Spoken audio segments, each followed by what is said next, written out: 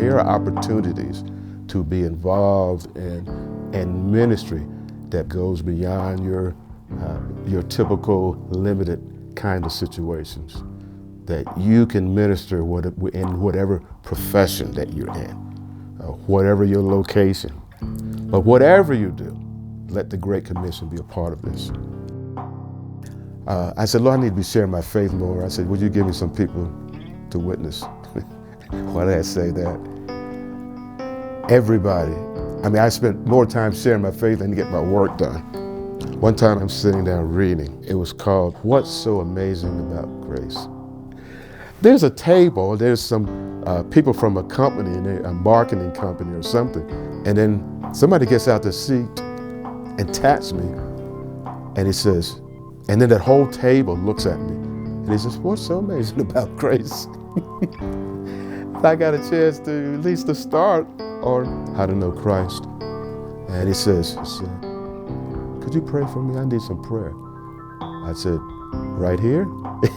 Starbucks. She said, yeah. So we're standing up in Starbucks and we're praying. She shared her request and we're praying. And so you just have to be careful about the books you read, about the hats you wear, the clothes you wear. Somebody's going to ask a question, and it's an opportunity to talk about Jesus. I said, Lord, show me someone today. It's being bold, seeking opportunities. But you have failures when you witness. I was sitting talking to a guy on the beach, and he was sharing his problems. He had just gotten out of prison. His wife divorced him while he was in prison. His wife was pregnant when he went in, and they had the baby, and they ran away from him, and he can't find him. He just gave me the blues, the blues, the blues. And I said, this is a perfect person. This person has to be ready to hear the gospel. I pull out the 4 laws, and I said, have you ever heard of 4 spiritual laws? That guy grabbed that book, slammed it down into the sand. What do you do? What do you do?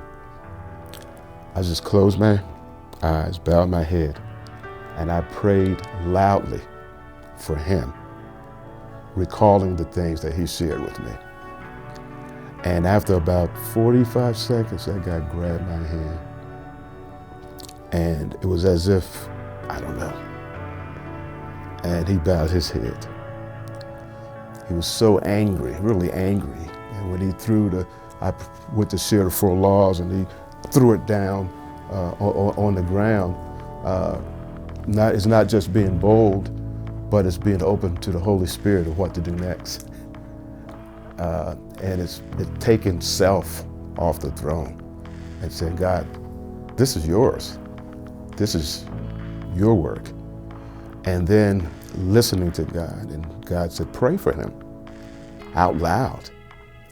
And what he saw was love. I think the main thing in our sharing our faith is for people to see the love of Jesus Christ. He hadn't seen that in prison. He was searching for love and acceptance. Sowing is so important. That person that we share with, we may be the first person they talk to. We may be the last person. That's why I believe that even if somebody says, get out of my face, well, that's the first seed. That's the first part of sowing. Down the road, somebody else, they're going to be impressed with something they've seen or read, heard. That's another.